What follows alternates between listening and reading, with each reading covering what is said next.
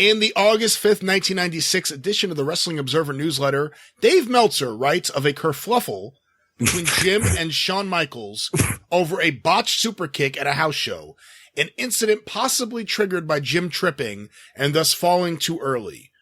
Does Jim recur this occurrence? And if so, could he elaborate? And two, if not, but even if so, could Jim share any other anecdotal house show stories during this period? And what, God damn it, I'm trying to remember this now because I thought I remembered all the kerfluffles I'd had with Shawn Michaels. I don't remember him bitching. That was SummerSlam, right? Or SummerSlam time period. August 5th would have been a couple weeks before SummerSlam. Before SummerSlam. So because at SummerSlam, that's the one where he bitched at Leon in the ring when Leon didn't move on his elbow and he landed on his feet and screamed, I said, move. You know, how the fuck did he get away with I'm sorry to cut you off in the middle of this, but here's a guy who didn't draw. The ratings went down.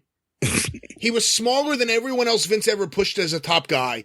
How the fuck did he get away with not just the fact that he wasn't as successful as everyone else? And he never lost the belts. Yeah, how did he get away with just his unprofessionalism in the ring beyond everything else? Just screaming at Leon, just his temper tantrums if fans didn't do what he wanted them to do, his temper tantrums for any other reason. How the fuck did he get away with all that? Welcome to my world in 1996. I remember he hit me with super kick. We had a tag match with me and Vader and him and Jose, I think, in Nassau Coliseum. And during the finish, he's making a comeback or whatever. And I get up on the bottom rope and lean in and he hits me with a super kick. It was fine. I don't ever remember him hitting me with a super kick that definitely wasn't a potato. It didn't potato me there. I'll tell you another story in a minute.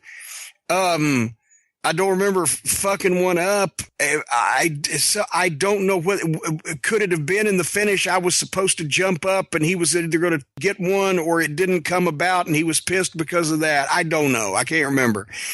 But I will say once again, the best worker in the business, right? And he was.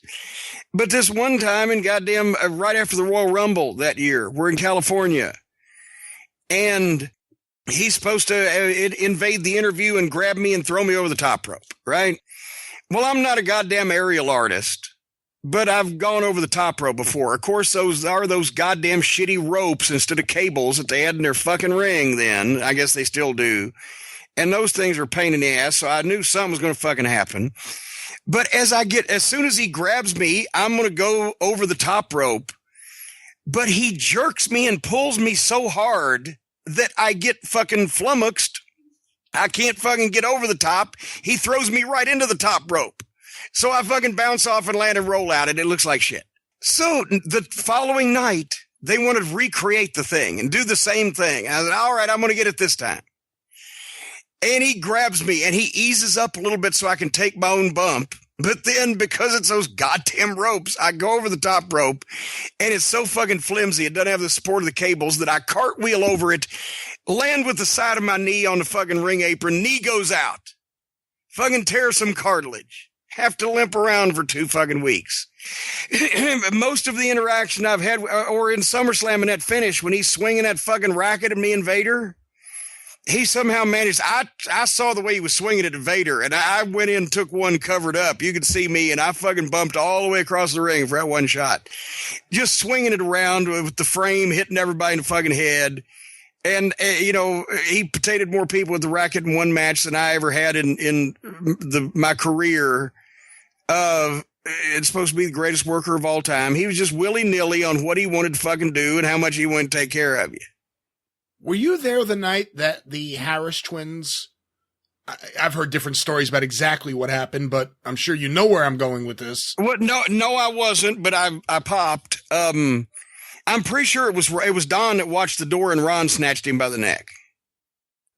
What was said to him?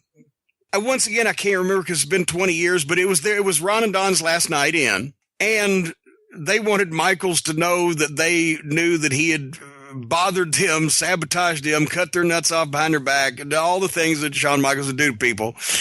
And so when Ron went in the room with Shawn and Don watched the door, Ron apparently snatched him up by the neck against the fucking wall where his feet were going, wee, wee, wee, wee, wee, and said, motherfucker, I'd break you in fucking half right now, but you're not worth the goddamn effort. And as apparently there was somewhat of a commotion of Shawn trying to get a fucking way, and that's when some people came in the room and he let him go.